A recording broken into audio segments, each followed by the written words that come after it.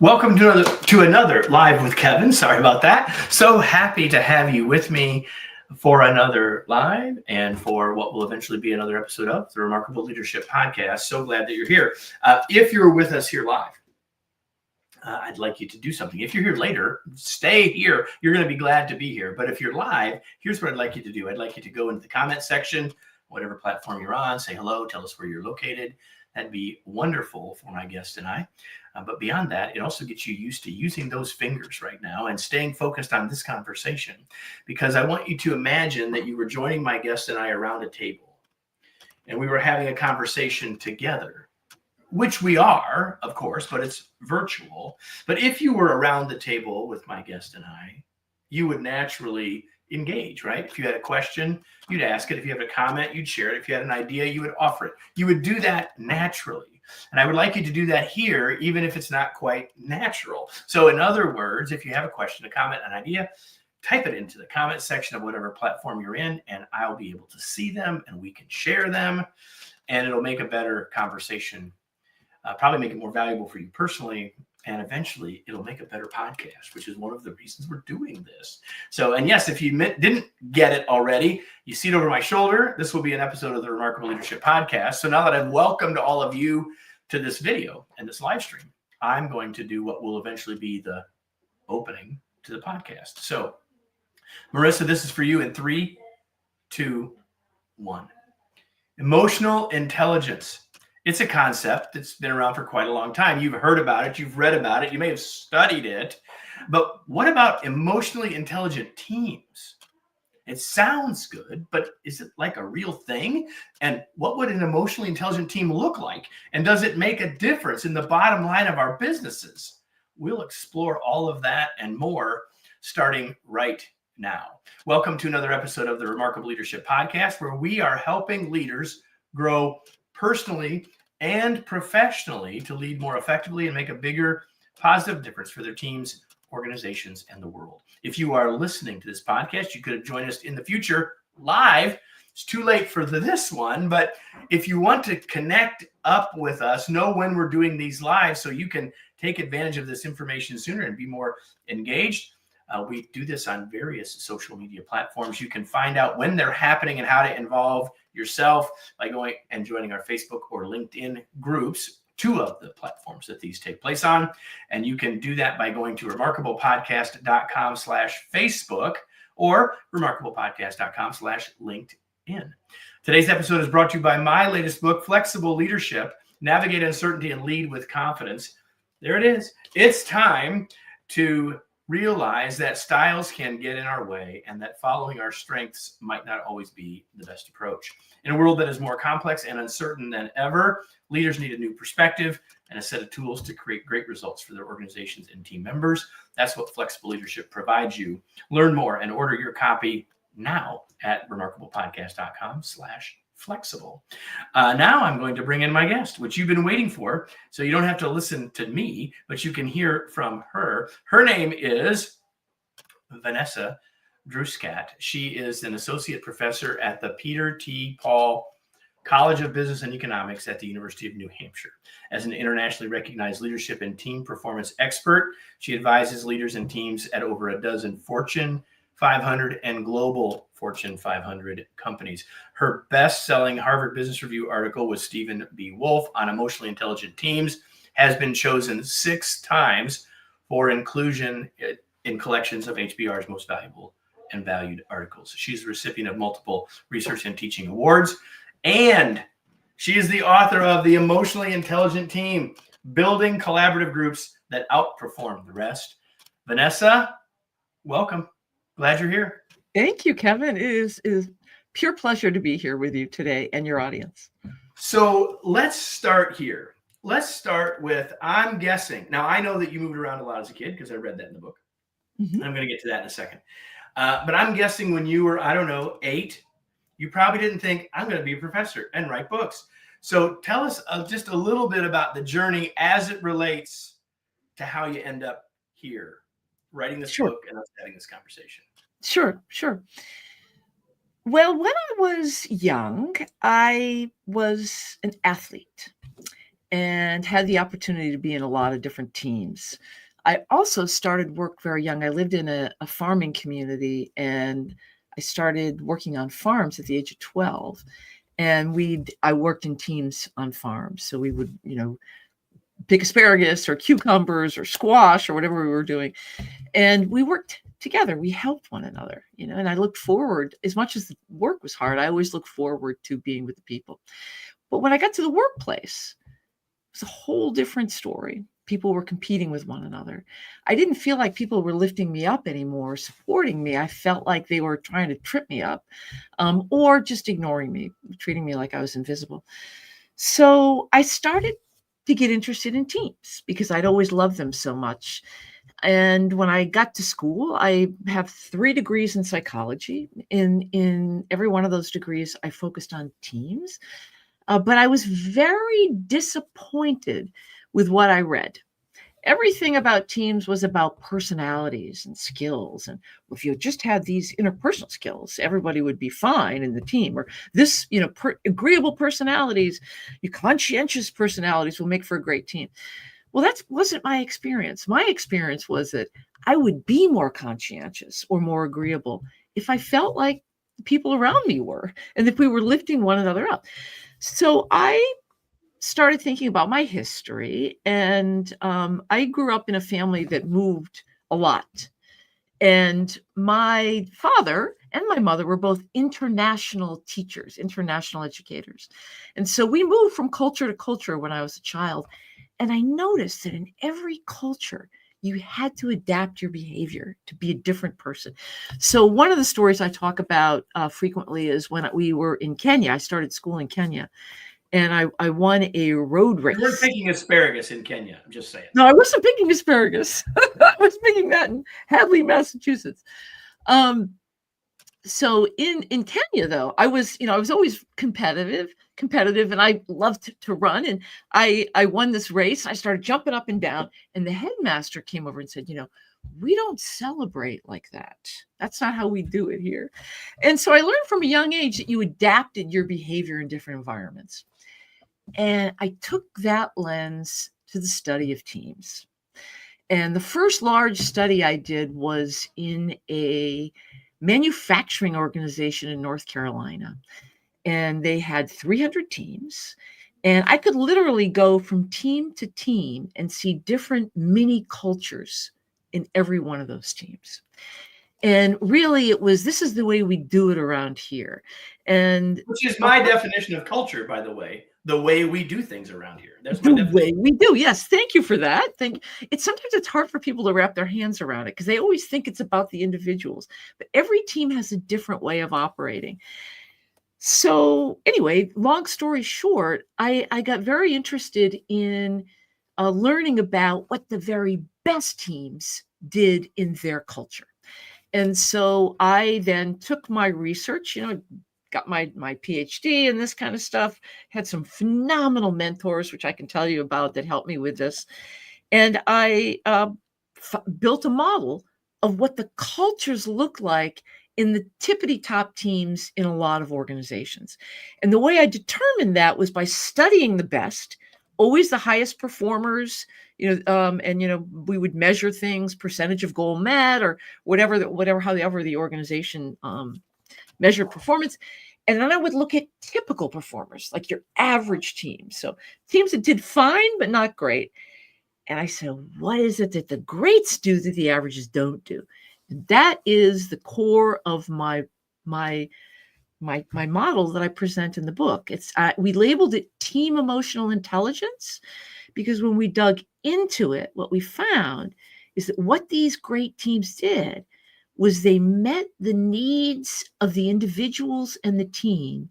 So they built trust, they built psychological safety, they built collaboration, and it was all about the routines and the habits and the ways the team worked together.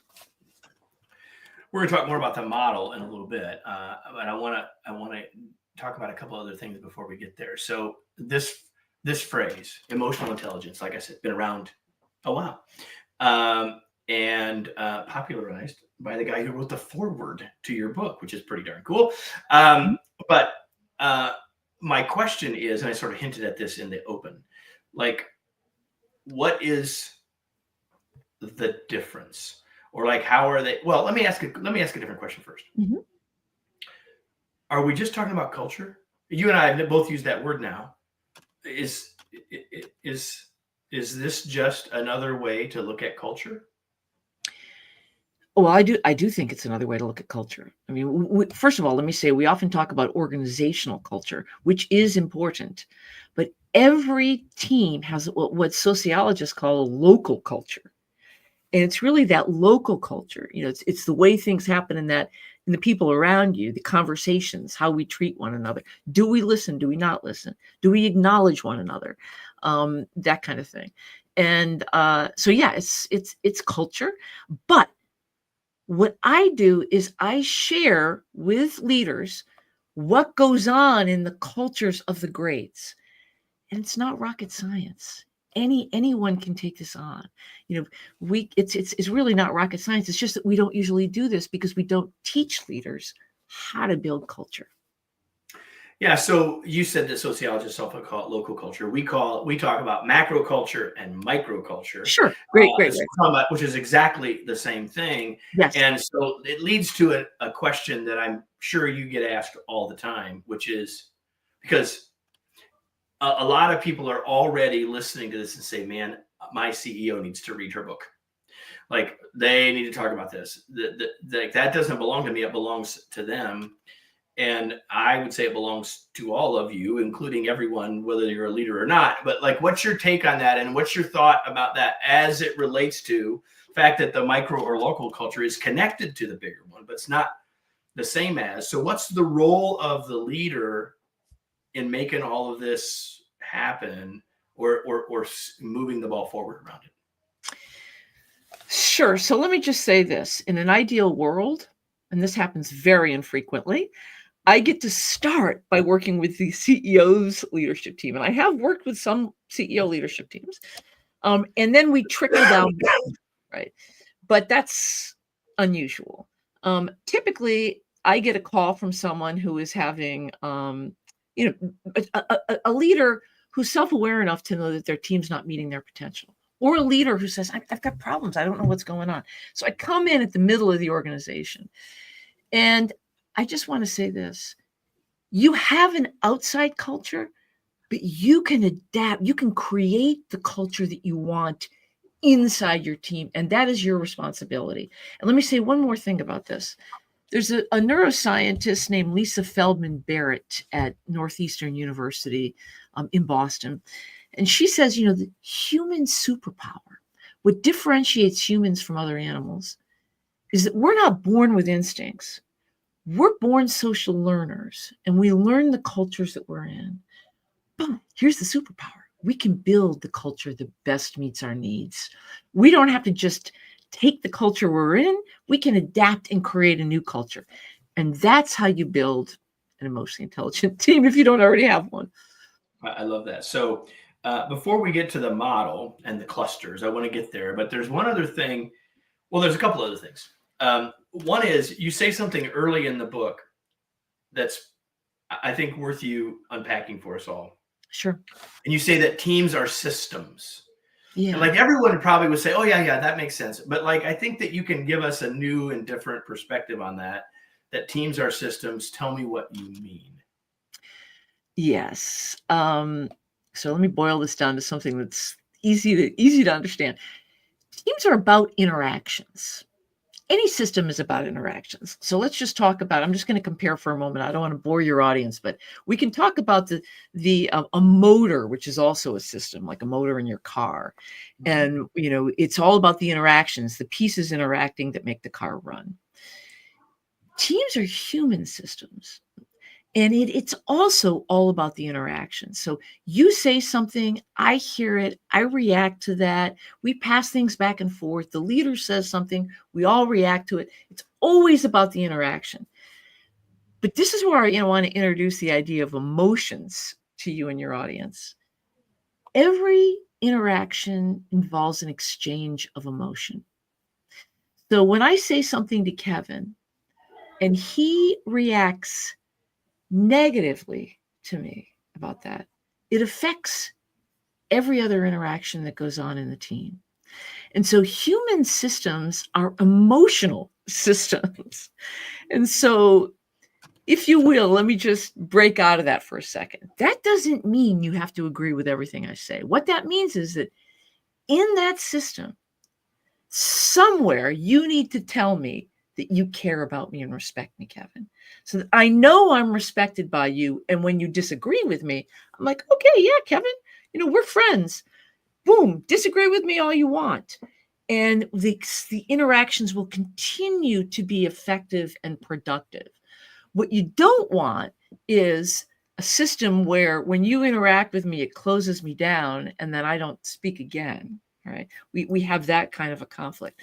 And so emotionally intelligent teams build a core of meeting one another's social needs so that they can have disagreements, arguments, conflicts that end up being productive. I hope that's not too much all in one soundbite. No, not at all. We got a question that I think is connected here, and if it'll pop up there it is. How can first principles help us in this regard? Do you have thoughts about that? Well, I'm not sure what you mean by first principles. I'm not sure what he means either. So if he responds and helps us, we'll play with that a little bit more. But for now, I want to go on and have you talk about the model itself.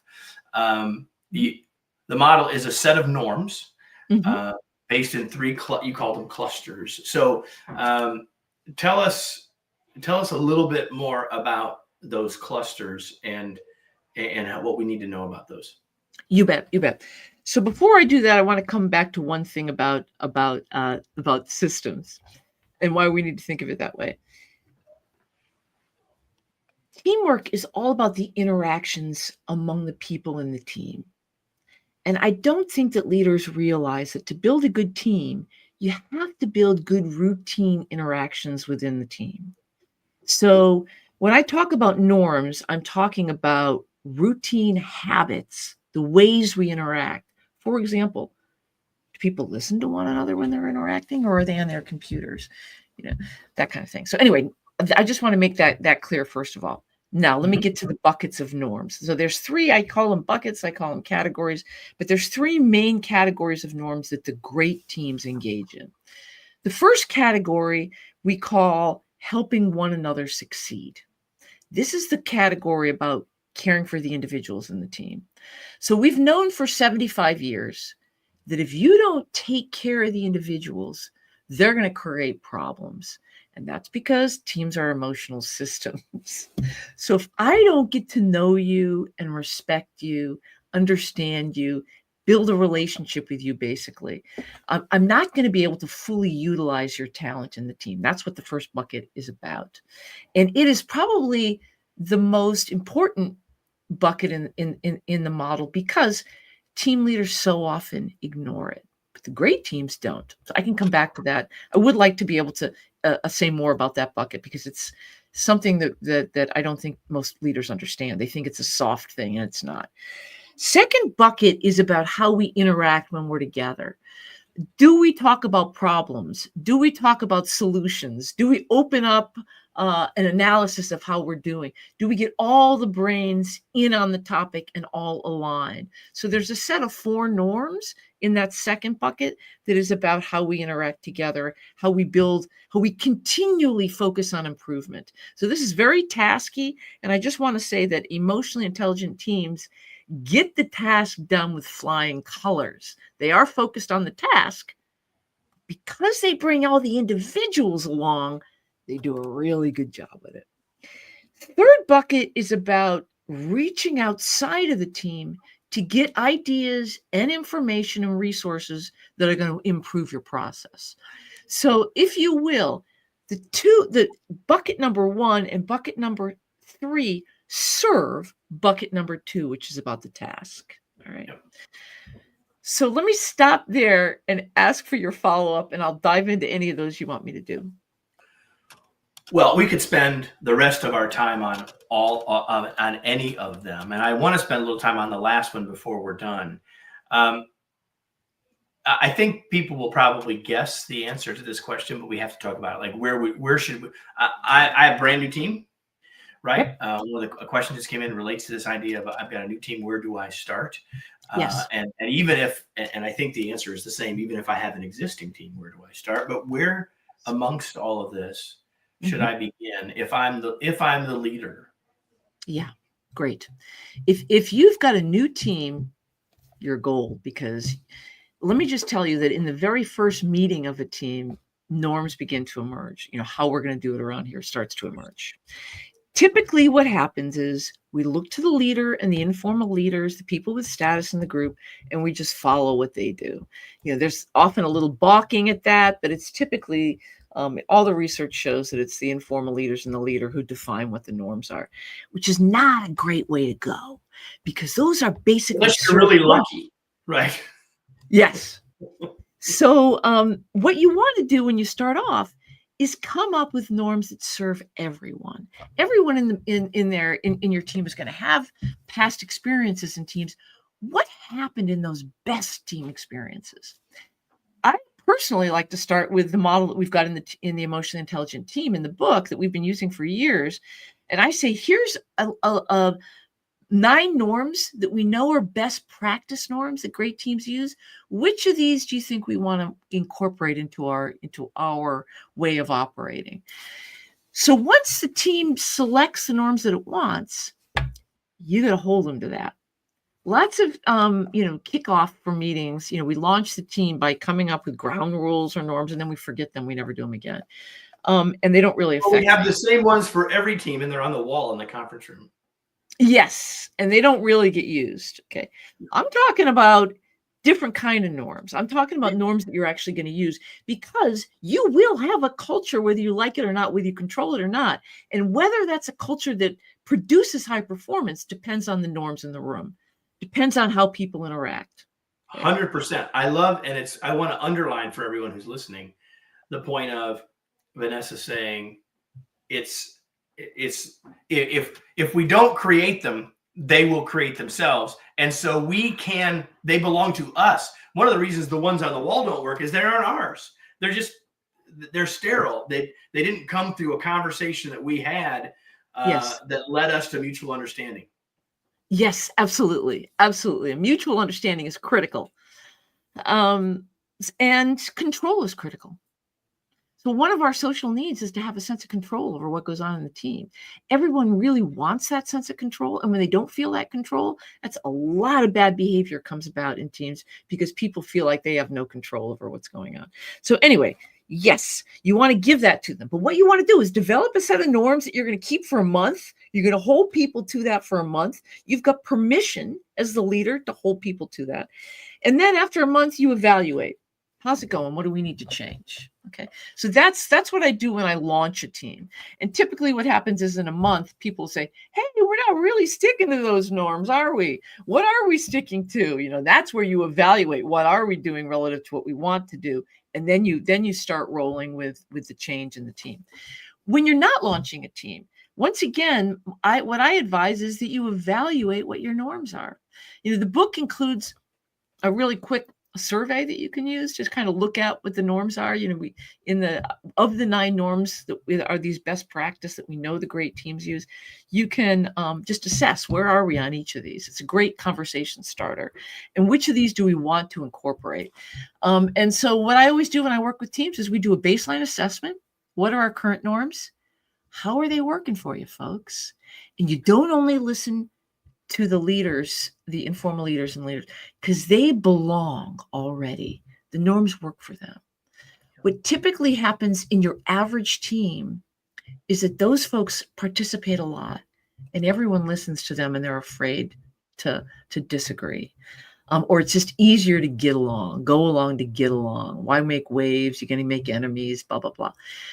But when we evaluate those norms, what we find is that there's a whole cadre of people for whom those norms are not serving them well. I'm not listened to. Whenever I talk, let me give you an example. I have a colleague who worked in a very prominent organization, and she was a relatively new team member. And the team leader used to take notes of what people were saying. But every time she talked, the leader would stop taking notes. What's the message there? Right? What you say just doesn't matter. It's circled into a whole bunch of frustration for her. Do you think she shared her best skills in that team? No. And the biggest difference between the high performers and the average performers is whether or not you're using all the skills and talents in the team. And so anyway, let me stop and let you see if you have a follow-up. I was going to say that in that example that you just shared, the intention of that leader might not have been that at all, but that's the outcome. And that takes us to being emotionally intelligent ourselves, recognizing how what we're doing is showing up and the messages it's sending, intentional or not. Like that leader, it could have absolutely meant exactly how your colleague viewed it, and no disrespect that's how they viewed it. It doesn't necessarily mean that's what the leader intended. Exactly. The solution could simply been someone else should be taking the darned notes, right? Yes. Like, yes. It's as simple as that. So I like to talk about those kinds of things because people go into blame and then we lose the lesson here. Thank you. I'm glad you said. I was going to stop you because I want to keep talking about this. These nonverbals are critical. So let's come back from the leader to the people and what's going on in there. So as soon as, let's just say, come back to my colleague, we'll call her Frances. Frances starts talking. Team member number 1 picks up their phone and says, "Oh, Frances is talking. Now's the time to answer my texts." Okay. I got to tell you, Frances never misses that. No one ever misses those nonverbals. Or Frances will or everybody else will start looking at their notes. Or this is where it comes to the norms in the team.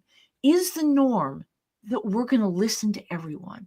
And the leader, this is the leaders holding the norms, leaders holding the culture. All right, we're all focusing on Frances and whoever's speaking at the time. So let me give you an example of a team that we worked with where that changed everything. It's a team of engineers, very masculine, all men, and they were performing poorly, very high level in the organization, but their let's call it a region was performing poorly. Their team leader got fired because of it. New team leader brings us in and says, how am I going to get these angry, masculine engineers to start working together and focus on what we're doing? We bring them into the room. We measure their norms. They're not respecting one another. They're not treating one another well. So we talk to them about that. They decide that what they're going to do, and it was a joke when they started it, was that when everyone started talking, they would look at them in the eye and they would nod their head. Oh, Kevin, interesting, right? That small nonverbal behavior meant that people started talking more, sharing more. And when that person started sharing more ideas, someone else started sharing more ideas. The head nods continued. The nonverbals started the ball rolling. I got to tell you, they started helping one another because they were all leaders of their own areas and they needed help. Each one needed help. They started helping one another and the team just took off. And within 6 months, they also changed a couple of other things. They did some of the things that were in the middle bucket, which were really about, again, aligning one another and focusing on the task. But the nonverbals matter. We are wired to pay attention to those nonverbals. And if you're sending negative nonverbals to some people, you're closing down. You're not hearing from them. Especially if you have that title, even more so if you have the title, which most of you do here. Although everyone that's listening, recognize that. Don't just think about this for the team that you might be leading, but if you're a leader, unless it's a very small organization, you are also members of teams as well as the leader of a team. So both hats need to be considered and worn at all times. There's so many things, Vanessa, that we could talk about. We can't get to all the stuff I wanted to, but there's 2 things I do want to, or maybe 3 that I want to talk about real quickly if we can. One is in the last bucket or cluster, you talk about team context and outside of the organization. Like you talk about, how we interact and what's the connection to the world outside of our team. Mhm. I think that too often that really does get missed. And so talk about that just for a second, because I think it's really important stuff. Sure. Yeah, this is work originally that was done by a woman at MIT called Deborah Ancona, or not called, that's her name, Deborah Ancona, professor, brilliant woman. Excuse me. Um, she rocked the team world when she said, a lot of the work that a team needs to do is reach outside. You need to send ambassadors out to talk to your clients or your customers, to talk to your boss's boss, to talk to creative people in other industries that are doing similar kind of work, and bring that information in, and that's going to make you high performing. So when I discovered the same thing, I remember bumping into her at a conference once, and she said, "Why isn't anyone else talking about this besides you and me?" Because you want to have a creative team. You want to have a team that really meets your customers' needs, or that is anticipating them before they occur. Then you need to have ambassadors who go out and bring that information in. And I'll tell you, team members love this norm. They connect, they learn, everybody learns. You got to bring the information back and share it with the team when you're back in that middle bucket. Let me ask a So follow-up. important having that Yeah. context. Otherwise, we all know the challenge of having blinders personally, and fundamentally, this is how we end up creating blinders for our teams, silos in our organization, Yes. um, sub optimizing everything. It's you get down to it, right? Mm. So if people are listening to our conversation, we're talking about collaboration, we're talking about groups, we're talking about emotionally intelligent teams. Many people are asking this question that I will just now verbalize. How is this different in a post-COVID world? What would you say to those who are leading a hybrid or remote team, which fundamentally is many of us, right? Regardless of what popular press is saying. What would be one or two quick things you would say for us to think about as this relates to when our team is not all together every day? I'm going to say, before I give you the answer to that, I want to just say one other thing that we learned during the COVID pandemic, which was we really learned how much belonging mattered to people, how much respect, everything. So let me just define belonging for you, which is the need to feel known, valued, and mutually supported. So you got to think of your team as a container that's going to hold people with care in that container, care about them, give them feedback, because care about their development. So we really learned that when you're not doing that, people leave, or they say they're in, but they're really checked out. I gotta tell you, there's a lot of team members that I meet that are really checked out. All right, so let's talk about the remote and hybrid teams and what you do with that situation. The biggest problem you have with that, and all the data is showing that you weaken relationships, you weaken collaboration, you weaken knowledge sharing. Okay, so you don't interact as often when you are psychologically distant from people. Turns out that when you're physically separated, you're psychologically more separated. And in fact, Kevin, if you were over in South Africa right now and I was in New Hampshire where I am, I would really feel psychologically different. I'd be a lot less likely to contact you. We got a time distance anyway, but just the psychological distance creates emotional separation. All right. So you got to overcome that.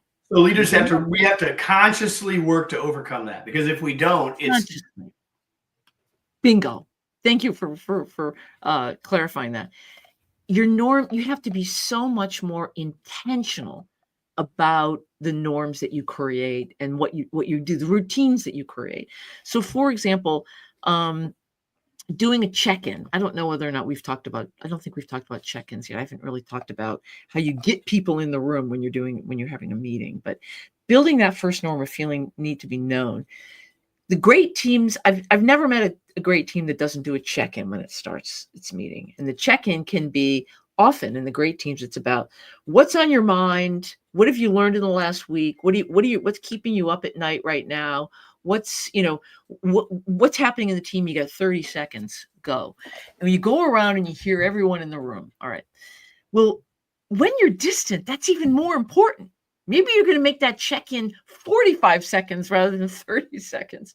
But you need to know what's going on. Because that helps you feel like you belong. You peel the onion of who this person is. So now I know Kevin a little bit better. And everyone says, and in the research, it shows that matters more. And you have the opportunity to learn more about one another when you're distant, because you're more likely to ask questions. So what's it like? Let me just add that that's true in your team meeting and also in your one-on-ones. And just like in the team meeting, that needs to be the first thing you do, needs to be the first thing you do in your one-on-ones as well. In my opinion. Absolutely. Thank you for bringing that. I'm sure it's in your awesome book, which I'm going to get a copy of now that I've seen it. So I want to shift gears and talk about a couple things I like to always talk about with my guests. And the first is this. Vanessa, what do you do for fun? Fun. I'm an outdoor person. I like to be outside, and I like to be with friends. So I live in this gorgeous state of New Hampshire, which is cold most of the time, but we have beautiful mountains. We're on the ocean.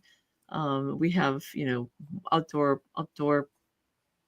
skiing and swimming and hiking, and that's what I do for fun. How about you? What do you do for fun, Kevin?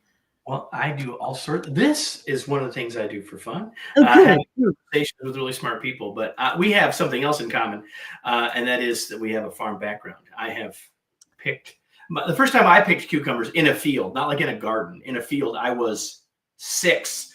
Oh my goodness! We need to have that conversation today. But anyway, let me ask you my other question. Looks like I froze there. I'm back. Let me ask you my other question I want to ask before we go. Just 2 more things. Here's one.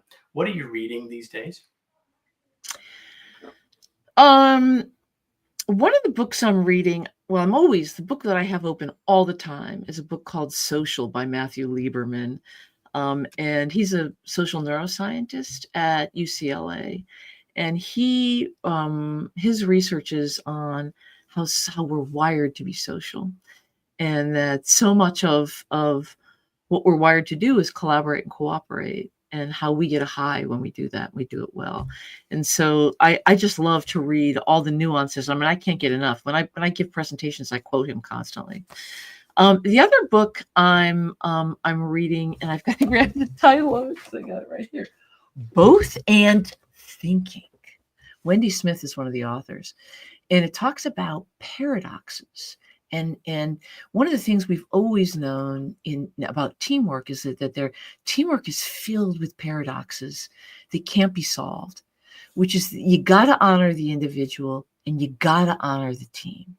You honor the individual and the collective. And it can feel like a paradox. You mean you got to do both at the same time?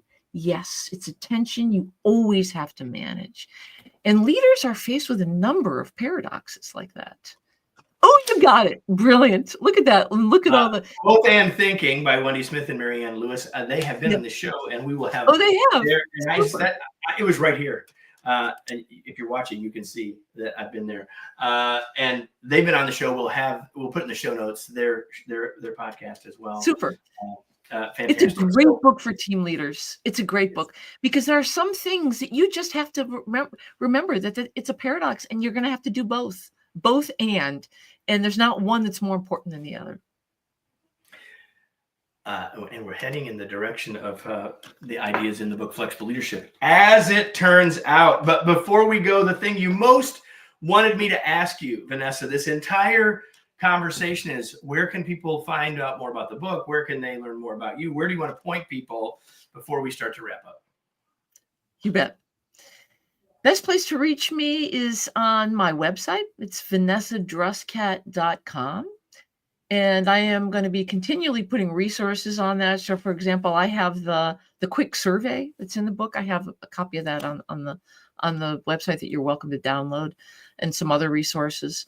You can also find me on LinkedIn. I'd love to have you copy me or contact with me on LinkedIn, because I I post a lot. I have, and there's so many other great researchers out there whose work I want to share with you. My mission has been to take what researchers know about teams and share it with the public, because people don't too often, academics don't get rewarded for doing that. And there's so much we know about research, including research on culture and teamwork and leadership, like your book, like the styles. You got to adapt your style. We've known that for decades. Why aren't people doing that, right? We need to share that information, and I share that on my LinkedIn posts all the time. So please connect with me on LinkedIn and go to my website. Vanessa, Druskat.com. Before we go, everyone, the question that I need to ask all of you who are watching or listening is this. It's the question I ask you every single episode. If you've been here before, if you followed along, you know that I'm about to ask you, now what? What are you going to do now? Now, obviously, we'd love for you to go buy a copy of Vanessa's book, but it's more than just that. Like, what ideas did you get today?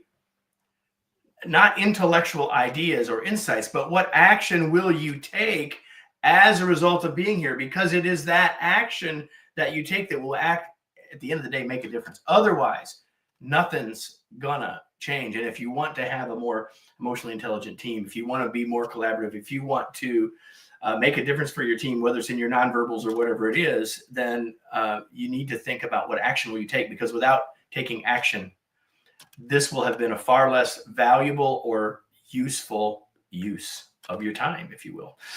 So I want to thank you again, Vanessa, for being here. It was such a pleasure to have you. I want to thank all of you who have joined us for joining us. And if you're with us for the first time, make sure it's not the last time. And the way to do that is to make sure that you subscribe wherever you are watching or consuming this content, to make sure that you're back next week, because next week we'll be back with another episode of the Remarkable Leadership Podcast. Thank you, Kevin.